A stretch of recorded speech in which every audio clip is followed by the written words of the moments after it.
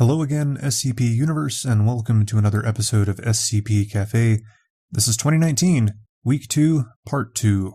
I'm your host, Blue Soul, SCP Wiki Moderator, Chat Operator, Subreddit Moderator, Loving Husband, Author, Dog Aficionado, and so on. This is Part 2, if you didn't catch that. Part 1 has already been posted this evening. It includes 4734EX, 4065, and 4450. This podcast will cover my other 4 selections for the week: SCP-4955, SCP-2304, SCP-4637, and SCP-4511. So without further ado, let's get into it with SCP-4955, titled A Knife Only Seen Through Gaslight, written by Dolphin Slugchugger. So, at first glance, you can tell by looking at this thing that something screwy's going on, and you can tell because the item number, SCP-4955, has been struck through, and instead it says null. The item class had safe, that's been struck through, then it had mendax, whatever that is, that's also been struck through, and now it reads decommissioned. The item type once read epistemological anti-meme, that's been struck through, and it reads null. Special containment procedures have been struck through and reads null. So we have almost nothing to go by here. We go basically into the description, and it says SCP-4955, that's been struck through, and what is left is knife, and knife is all uppercase, is a knife of unknown make and model. So these first 5 lines are null, decommissioned, null, null, and the SCP designation has been struck through. What an opening. I mentioned, I believe it was last week in the Week 1 Part 2 recap, how really the only thing left to do is to totally expunge the containment procedures. Well, we did that this week, so that's fun. So we go from that to a log, and the logs make up the bulk of the narrative in this work, and log 1 is set in the year 2055. This is apparently January 2nd, 2055. It reads, I'm 1 sentence in, and I don't know what the hell to do with this knife. I've run the usual tests. Materials aren't anomalous. It's just a wood handle and a stainless steel blade. Sharpness isn't anomalous. No thermodynamic anomaly. Absolutely nothing. I even used the Hume-Dawkins Scranton gauge. Nothing. Absolutely nothing. The only anomalous bit I can even think of is that I've been told jack shit about this, and apparently nobody remembers anything being in P0055. Hell, I don't think I've met anyone who knows about this thing, so maybe its effect is being just really, really forgettable, huh? Anyway, I guess I'm going to go report my findings now. What a waste of time. So we have frequent references to the number 55 in this work. This would, given its anti-memetic properties, you would make the assumption that there's some connection to 055. Nothing overtly mentioned in the work. So we go through a couple more logs. Log 2 indicates that the whoever's writing this is confirmed that with their supervisor that yes, I've been assigned to 4955. Yes, it's in P0055. I told her it was just a normal knife with no anomalous properties, and then she just stared at me for a while. I asked her if she was alright. She said she was waiting for me to give the report on it. The report I'd just given. This went on 2 more times before I excused myself, saying I needed to revise it because I'd realized something new. She waved me off and asked me to shut the door behind me. We go to a third log where the writer convinced researcher Smalls to step in and help him out for $5. The author picks up the knife, raises his hand, and asked point blank if researcher Smalls could see it. See what? I stepped closer. Smalls put on a small smirk. I raised the knife in my hand again, this time asking if he could see that my hand was raised. To which he responds, are you paying me $5 to waste my time? Another step closer. I wound back and slapped him as hard as I could with the broadside. He staggered for a second before standing straight up and looking at me just the same as he did before. I asked if he felt that. He goes, Harry, I can't feel anything if you don't do anything. Well, scratch that. I can feel bored. I paused for a minute, thinking about it, raised it to his cheek, slowly drawing it back to give a shallow cut, and put the knife into my pocket. This managed to get a wince out of him, but even then, with blood leaking down to his jaw, he just looked at me with a hesitant smirk. I let him go after making plans to get dinner later. If there's still blood at the end of the day, I'll know for sure just how far it goes. For now, however, I'm going to check that my hunch is correct. And we go back to the description out of this log. SCP-4955 has been scratched through. It says, knife's anomalous properties manifest by rendering all subject, other than junior researcher Harris, unable to verbally and often entirely acknowledge the existence of knife. Edit 2055-17. This effect does not apply to any object designated SCP-4955, as the slot has been replaced by another object.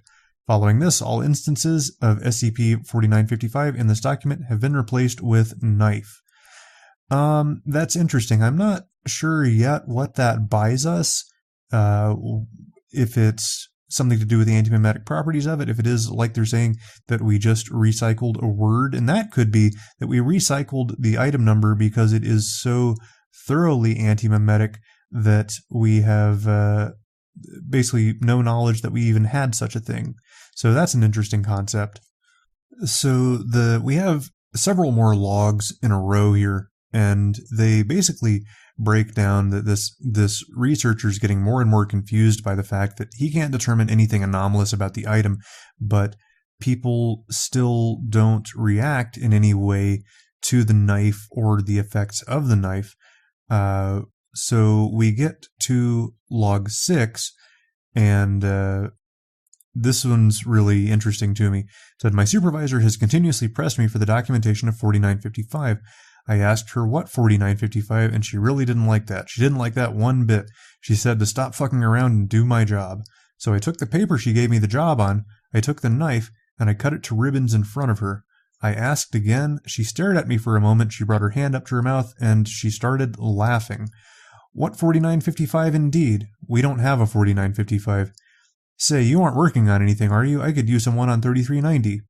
I sliced into my finger and flicked the blood right at her face, and she didn't even blink. She just left it there, still giggling. She wasn't even looking at me. We don't have a 4955. We don't fucking have a 4955. Sure, alright, whatever. Fuck this job. And we have a huge amount of white space that's been inserted in the work, and then several more logs where this author gets, more and more unhinged. He brings a rat into the middle of a cafeteria, slits its throat, and lets it fall to the floor, and people just snicker. After 5 days, the rat's still there, and people step on it and don't even realize it's rotting in plain view in front of everyone, and it fucking reeks. And finally cleans up the rat, and it's, getting more and more unhinged, and not, wondering if everybody's out to make this a big joke out of him. I'm really impressed with it. We have several more logs. Before we get to them, we have an addendum, a description addendum that reads, the antimemetic effect perpetuates to perceived actions and results thereof by knife upon any subject other than junior researcher Harris learning of knife's relation to the actions or results thereof. A couple more logs. I don't care. I'm fucking done with this thing. I know I said I didn't care, but I do. I do care. They want a joke? Fine. I'm so tired. I don't know if they're laughing anymore or if they care. And 3 weeks pass. It's almost showtime. Time to give the people what they want. And another 2 weeks pass, and it says, it is over. I've killed Smalls. I tapped him on the shoulder in the cafeteria, and he turned around, and I stabbed him. I stood there as he lurched towards me, grabbing me by the shoulders before falling down on his side in a fetal position. I kicked it in further. I don't care if the son of a bitch wasn't the one who came up with this joke, but it'll give me some closure. I'm leaving the knife with him. I'm done. I'm going to sleep. End article. So this thing is very... It twists so much of what we consider to be necessary in the SCP format. It has foregone almost all of it, and we're left, the title gives away a lot of what we're trying to get across here, that this anti-memetic knife instills the, thoughts of gaslighting in the writer here. But I wanted to bring this one up because anytime we really buck the trends, anytime I see something like, totally struck through containment procedures and much less replacing the item number, this is really fascinating stuff. I really appreciate the ambition, and I think it did everything it set out to do really well. One thing that I particularly like with this is that it's not so much anti-memetic. That's actually not the right word. We've been sort of building up all these relations to 055, and that's not really the case. I think it's sort of a red herring, and that does go back to that gaslighting. It's not anti-memetic, it's compulsive. It is compelling the people around the knife to, lie about its existence as best you can. And this is Dolphin Slug Chugger explaining what he's sort of wrought here. I think that is really cool. That's really fascinating that they've come up with this compulsive, that you are compelled to gaslight the wielder of the item.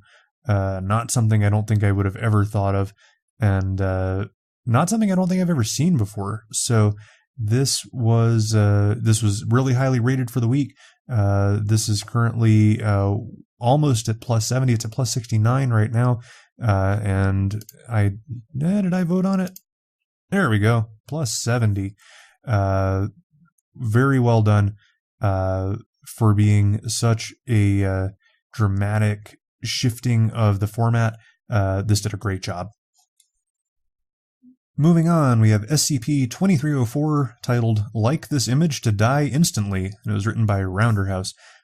So the skip is the first thing you see is up at the very top, right below the title. We have the link to the Canon Hub and the End of Death Hub. So we know immediately that we are dealing with something in the End of Death canon. And what we have is a slideshow below that with several images. And they are memes that are done in sort of the Reddit deep fried memes format of highly distorted text and, weirdly enlarged in places, and lots of graphical artifacting. And that is all by itself at the dead center of the page. We have an object class of Keter and containment procedures that indicate that Foundation AIs are to analyze all images posted to high-traffic online social media groups centered around the discovery of 2304 instances, and any images found to contain cognitohazardous properties are to be removed from their image hosting services and saved to a Foundation server. That's the entirety of the procedures. The description indicates that 2304 is the collective designation for a group of at least 14 images, all carrying some degree of cognitohazardous properties. These instances take the form of common internet memes and are artificially overprocessed and edited for comedic effect.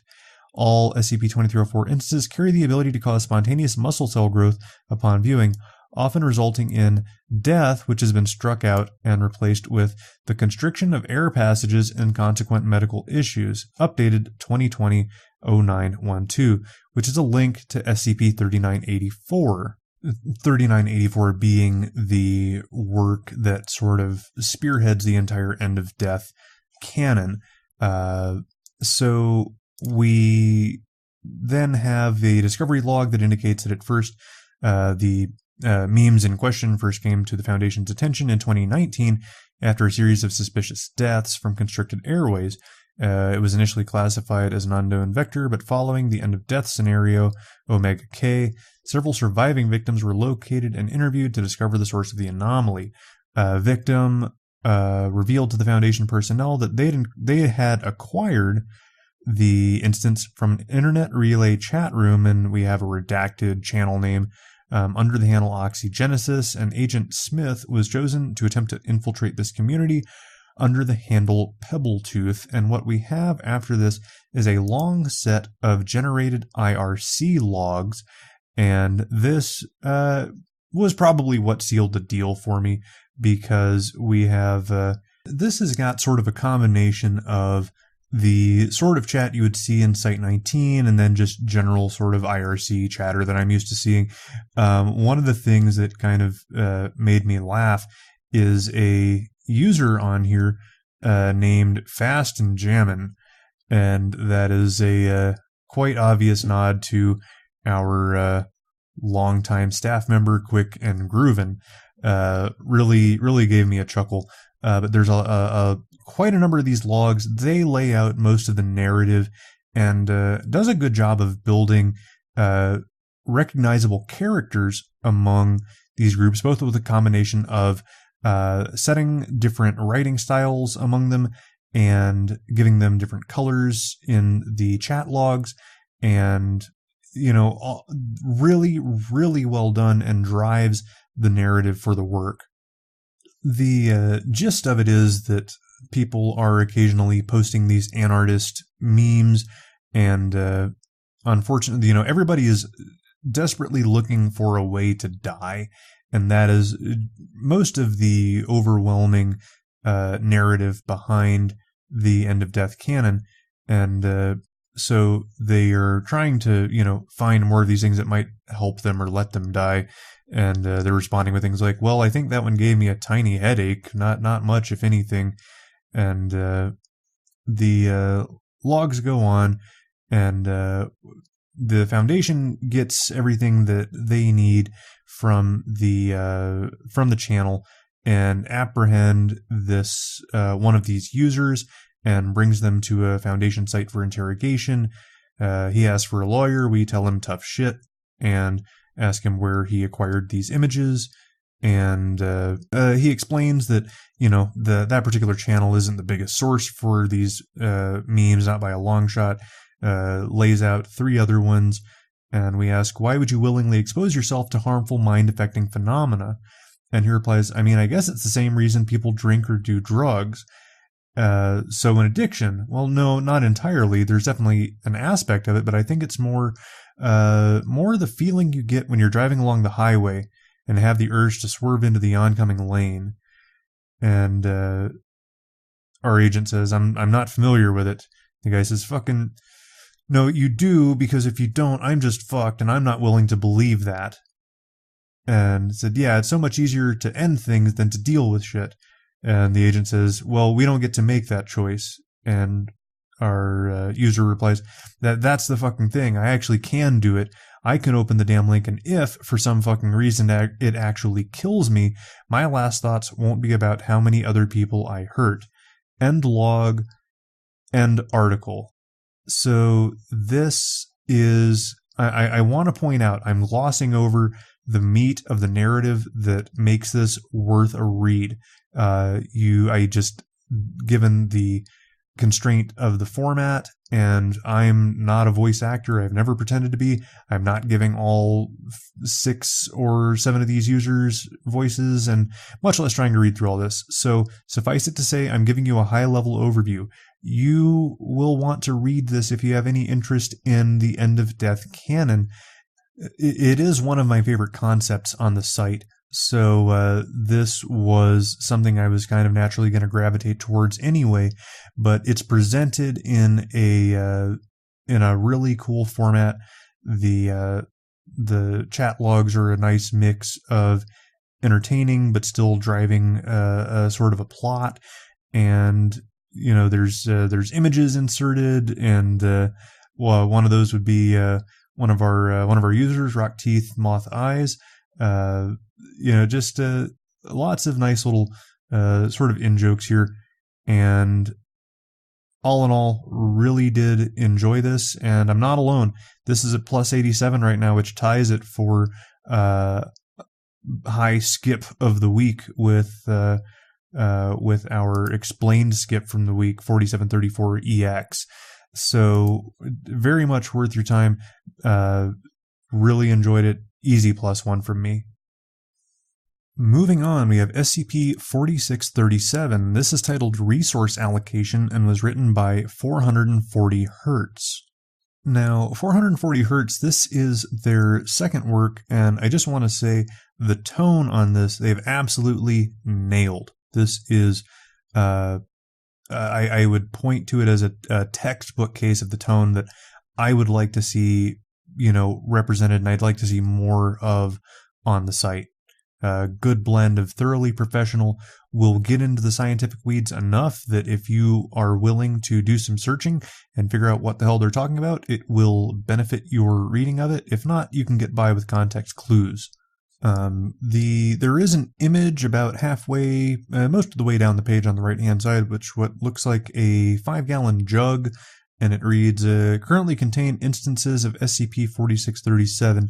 There's also a small, looks like a small glass bottle next to it.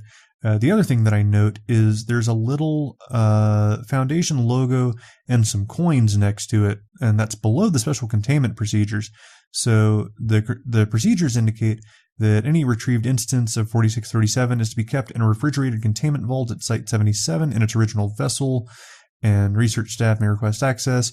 No more than half a milliliter of 4637 may be sampled for any given trial on a live subject, and no more than 0.1 milliliters may be sampled for in vitro tests or attempts at replicating 4637. So below that we have the little glyph I mentioned with the logo and some coins, and it says Resource Allocation Committee Notice.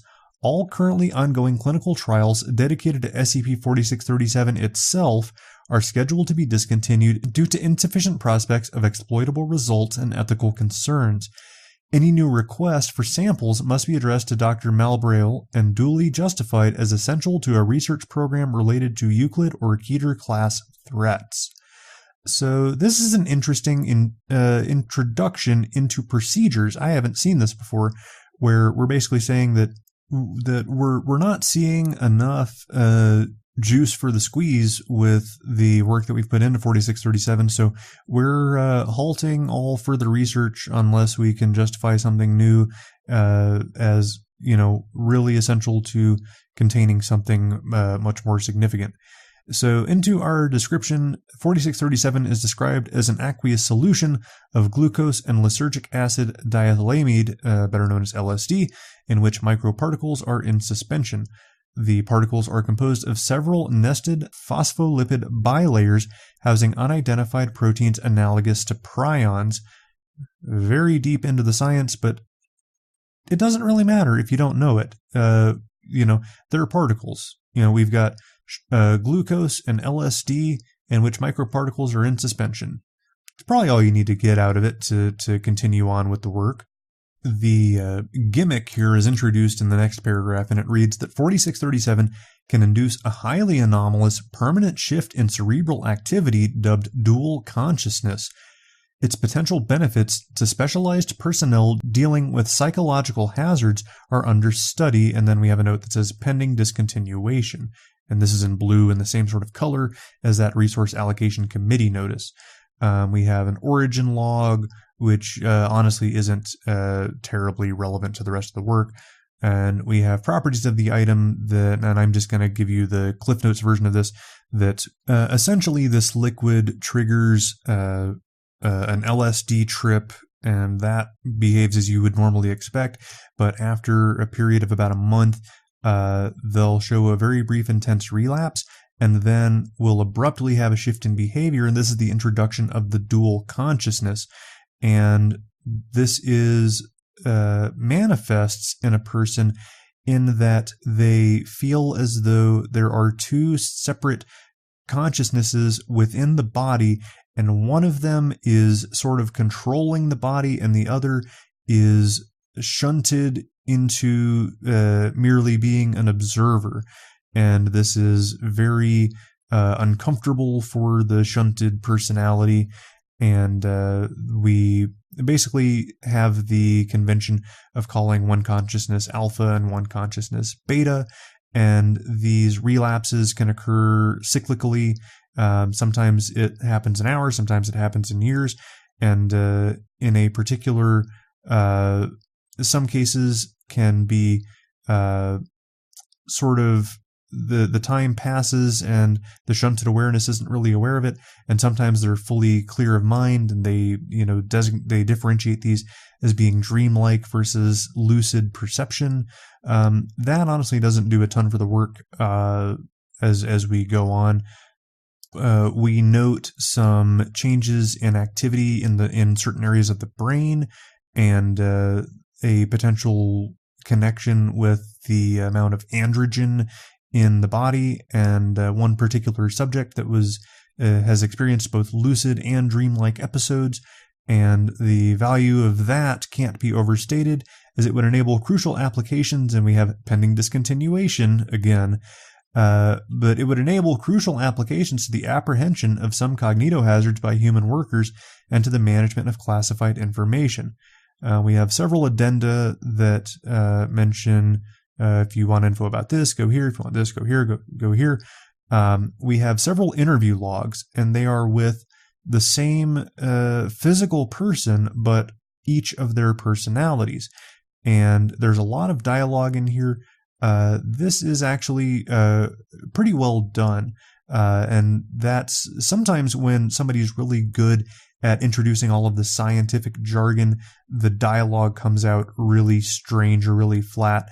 That's not really the case. I think this is actually pretty natural sounding. What the interviews tend to build up is that the subjects over time experience more and more paranoia about the situation and about their opposite personality within the body, that they can't trust the other personality or consciousness and what it might be getting up to. So we've got 4 of those interviews, and then the 5th tab in this set of logs is just titled Chisel, and it has the overview of the Chisel program. And long story short, the Foundation identified 4 subjects that were able to withstand certain applications of 4637, and one of them was able to be put in a situation where it was faced with a cognitohazardous entity while one consciousness was in control. The relapse occurred, the alpha consciousness took over and was ascertained to be unaffected, but the cognitohazard was very much tricked and did not re-trigger on this person.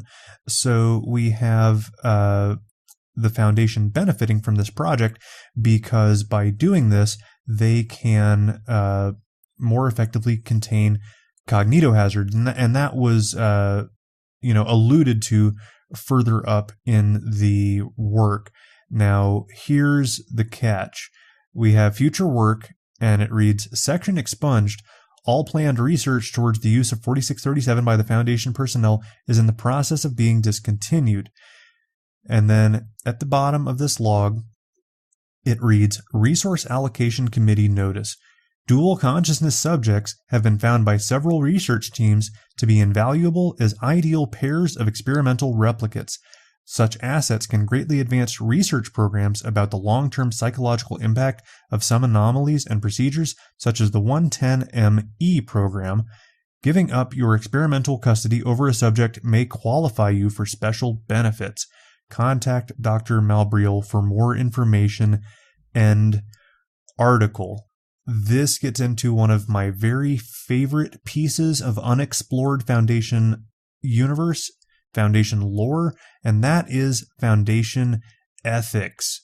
This leaves you with a very bad taste in your mouth, that the interview logs, you understand these people are very troubled, they're very tormented, and because we have found that this program is very capable of creating something that can withstand certain cognitohazards, the Resource Allocation Committee has stepped in and is basically giving researchers special benefits in exchange for giving up custody of these subjects.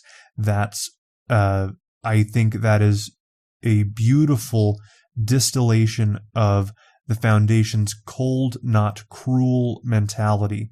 That's something that we get away from at times, but it's very much in effect here, and it is very much, it gives you that, I don't know. I don't know if I can really see eye to eye with how the Foundation operates. It challenges your willingness to identify with this group, that would you be willing to, if you were so devoted to taking care of these people that have, through no fault of their own, been subjected to, really disturbing stuff, this whole dual consciousness paradigm, that you would trade away their, potential security and safety within your, very safe research in exchange for something as, simple as money or, presumed other benefits.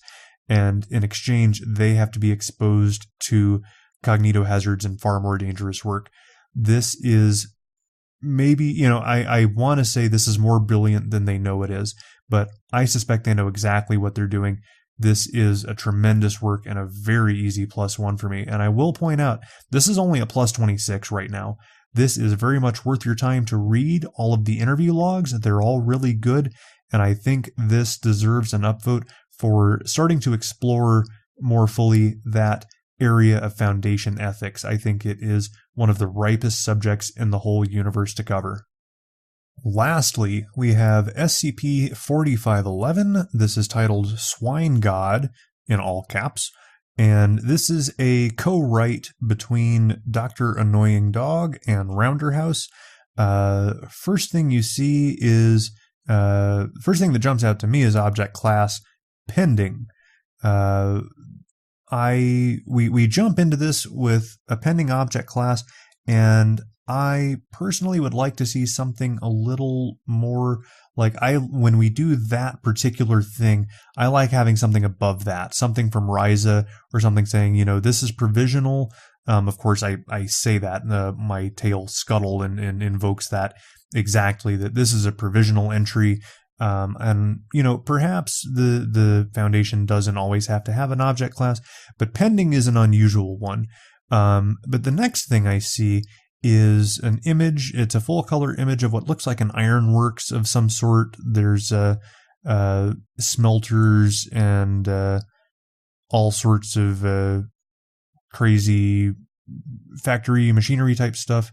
And the caption reads, lead researcher Western during the initial survey of provisional site 4511. One thing I will say when you do that, when you have the pending object class, it gives you no indication of where you're headed from here. You are kind of flying blind. So that's actually kind of cool. That's actually a point in favor of maybe doing that. The containment procedures are quite brief. It indicates that the factory that 4511 resides in has been purchased by the Foundation and designated provisional site 4511. MTF Pi 1 city slickers have been assigned to manage containment and security of the object, and all organic matter which has exited 4511 is to be returned inside regardless if living or deceased. So that's interesting. Organic matter which has exited 4511. So we have the factory that 4511 resides in, and then organic matter that is exiting 4511 in some way. Below that, we have a file serve notice that says, as of writing, research into 4511 is still ongoing. Some errors may be present. So that's an interesting thing. I haven't seen it presented quite that way before, and I feel as though this is maybe giving us an easy out for invoking an unreliable narrator.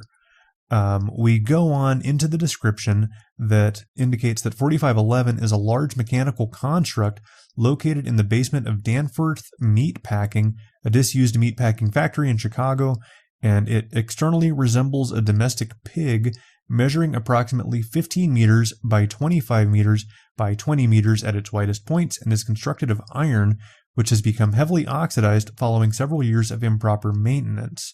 So cool visual. Meatpacking factories are always kind of creepy to begin with, and then we've got this quite large, iron wrought pig, 60 feet tall, if this is thereabouts. Really cool visual so far. It goes on to say that the primary entrance point of 4511 is a large blast furnace in a constant state of activation despite being disconnected from all fuel lines and ignition sources. So it looks like a pig, and it has an orifice, an entry point of some way that is a blast furnace that is constantly active, so presumably hot and glowing. the description continues and says that SCP-4511's left flank contains a thin 5-centimeter long slit that, upon certain conditions being met, will print an index card carrying a series of instructions. That's interesting. We'll keep going. I may come back to this. I'm not sure yet.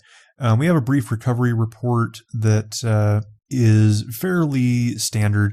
The factory was raided by the Foundation in response to occult activity being reported by Chicago PD. There was heavy resistance from a group of occult worshippers. Epsilon 9 fire eaters were dispatched to lend support to Chicago PD. 47 cultists had previously inhabited the factory. Only one survived their injuries for more than 72 hours.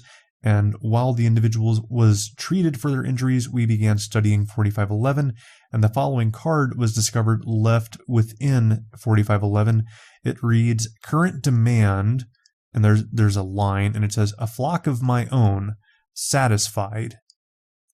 Okay, so we had a cult, and this demand, well, let's see, does it say that this was, it doesn't say that it was an index card, but let's presume that it is, that it came from this iron pig, and it reads, a flock of my own. So we had the cult, and every 12 hours, 4511 produced another copy of the card, and on January 24th, 1965, the last surviving victim of the raid on the factory was pronounced deceased, and at the same time, the SCP produced a new punch card. The current demand reads, the metal teeth that endlessly turn, period, 1 week. And we have a block quote that reads that the 4511 research team requested to conduct experiments on the object, which was initially denied by lead researcher Western, but was later overruled by regional director Caleb.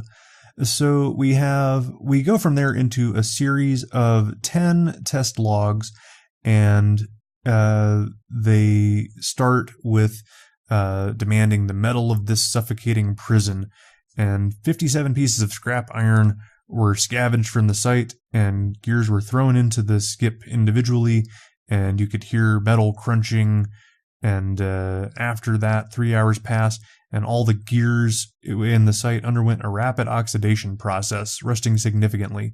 So the demand is interesting because it says this suffocating prison. It indicates that, you know, perhaps Swine God is not all that happy with its choice of a current locale. It then asks for oil to slicken my frozen joints. We give it machine oil, and we throw in 600 liters of machine oil. It shook violently for 4 minutes, and then afterwards a large amount of rusted scrap iron and 2 domesticated pig femurs were expelled. It then asked for 2 of my children, made in my image, made in flesh. Who? So we provide 2 adult domestic pigs, a sexed pair. Both subjects were forced into the primary orifice, which is a blast furnace. They passed through the fire unharmed. It goes on to ask for the hooks used to hang my children's corpses, and we provide it 17 meat hooks. It crunches on them for about 20 seconds. I'm sorry, it crunched on them for about 11 minutes, and then a spherical metal object was expelled at high speeds, terminating a Foundation agent, and the agent's body was then thrown into the primary orifice. There is no indication here of why the hell we just threw a Foundation agent's body into the mouth of the Swine God. Test 5 asks for a canine. First I consume his best friend, then him. 1 German Shepherd is the resource. The procedure indicates subject tranquilized and forced into primary orifice after managing to exit twice. This is rough to read, man. I don't really want to consider such things, and the results are about what you would expect. It later ejects 7 teeth, 6 dog molars, and 1 human canine. It asks for a worker for the line. A D-class was provided and thrown into the orifice, and then was abruptly ejected.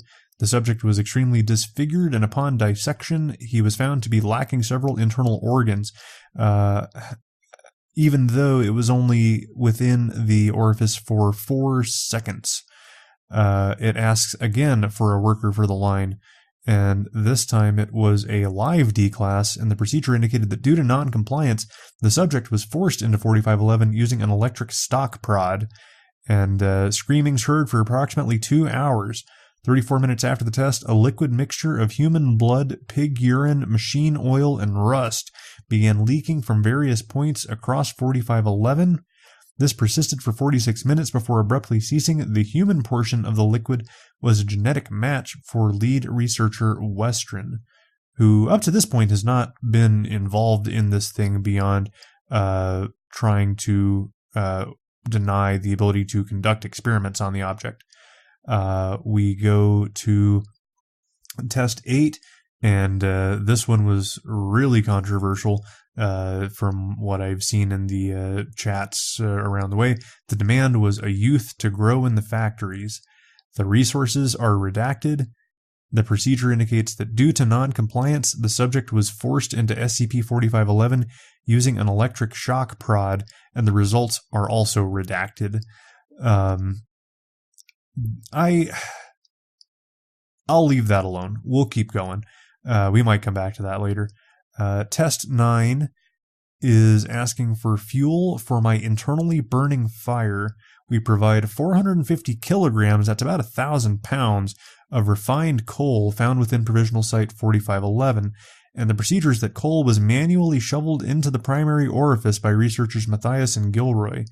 So that's a lot of shoveling. I shoveled about 1,000 pounds worth of dirt out of my garden earlier this year. I would just as soon not do that again for a while. The results were that flames within the primary orifice grew by approximately 60%, terminating researcher Matthias and injuring researcher Gilroy. These were the two that were shoveling the coal. And Provisional Site 4511 began to shake violently for 3 hours and 22 minutes. And 55 minutes after the shaking began, groaning was heard below 4511. The final demand reads, "The false foreman delivered to my maw to prove your faith." The resources are lead researcher Western, and the procedure indicates that the subject is incapacitated. Using a 9mm bullet to the left thigh and moved to 4511's entrance, subject awoke midway through test and began attempting to bargain with researchers. And the results are that lead researcher Western was consumed by 4511. Screaming is heard for approximately 4 minutes and 17 seconds before ceasing. See incident 4511.1 for further details.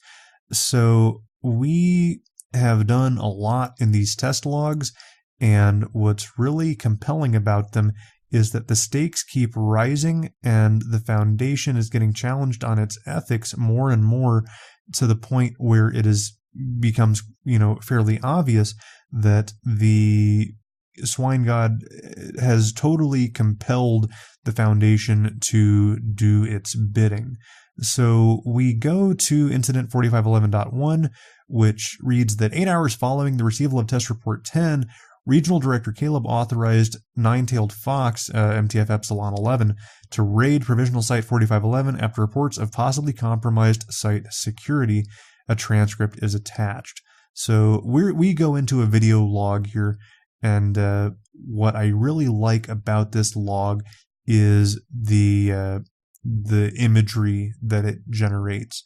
So we have Epsilon 1, 2, 3, and 4 all moving through the factory. I have an XCOM feel from this for some reason.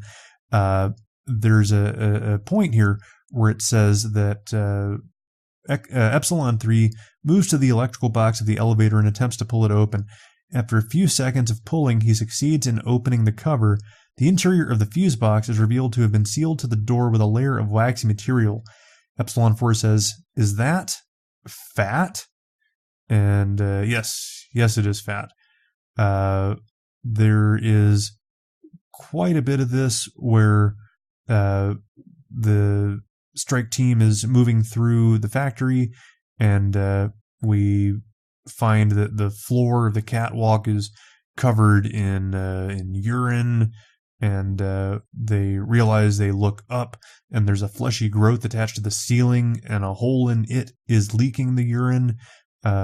It's honestly really really good from both building the suspense, building the immersion, and giving that reinforcing that sort of classic horror that a lot of people really do enjoy. We have a moment where Epsilon 1, 2, and 3 realize they don't know where 4 is. They retrace their steps and find Epsilon 4 splayed out on a landing unconscious. She has a large wound in her right thigh and has no idea what happened. 1 says active hostile entity in the area, possibly antimimetic. Asks if 4 can walk. 4 says no. 1 says, we'll take your gun and shoot anything that isn't us. We'll be back, I swear. So the remaining 3 go back down the stairwell, and the floor at the bottom of the stairwell is covered in various furnaces. At the end of the room, there's this is the entrance to the swine god, the orifice.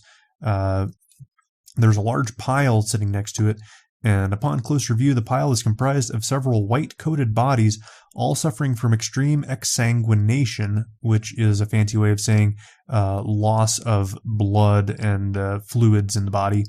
A figure is sitting on the floor next to the pile. Epsilon wants his hands up. The figure is wearing the uniform of a researcher, and a large burn scar stretches across his right cheek. He's clutching something in his right hand. 1 says, whatever's in your hand, drop it. The researcher says, whatever you think you can do to me, it's nothing. Nothing compared to what it can do. And 2 says, what's it? And the researcher gestures behind him at the swine god and the pile of corpses. And the researcher says, I took their oil to feed it, and I'll take yours too. 2 replies, I'm giving you 5 seconds to sit the fuck down before I blow your brains out. The researcher says, you can't win. If you kill me, it wins, and you'll never let it win because you've had it so drilled into you that it is wrong, cut off by a single gunshot to the head. A rumbling sound emanates from 4511.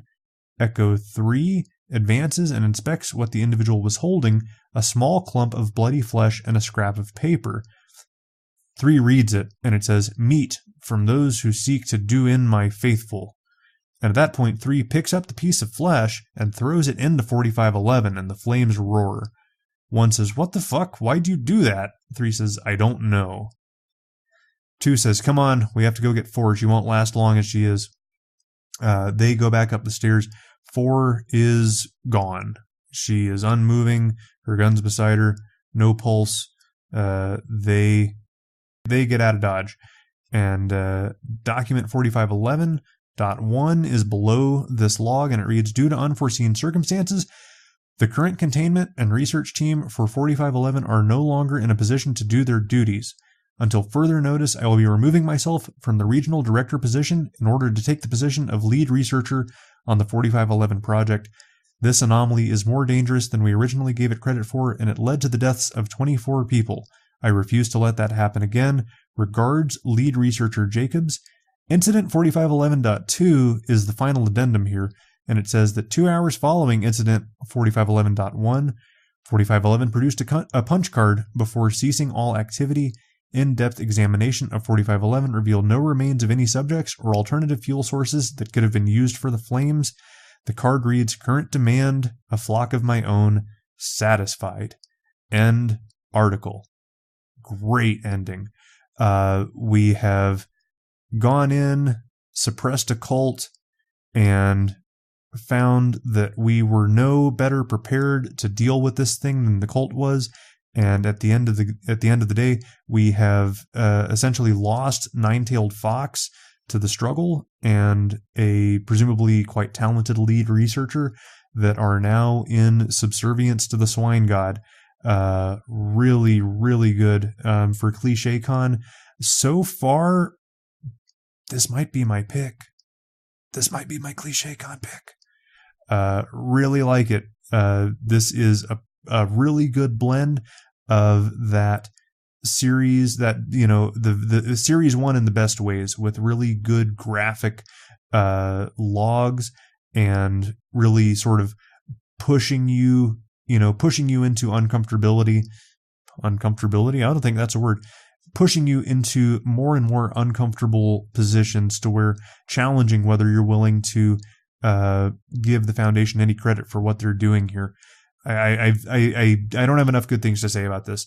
This was really well constructed. I think it nails a number of cliches. Everything from crazy to death to the MTFs getting steamrolled. It's easy +1. Very easy +1. And that is it. We are at the end of the line for week 2.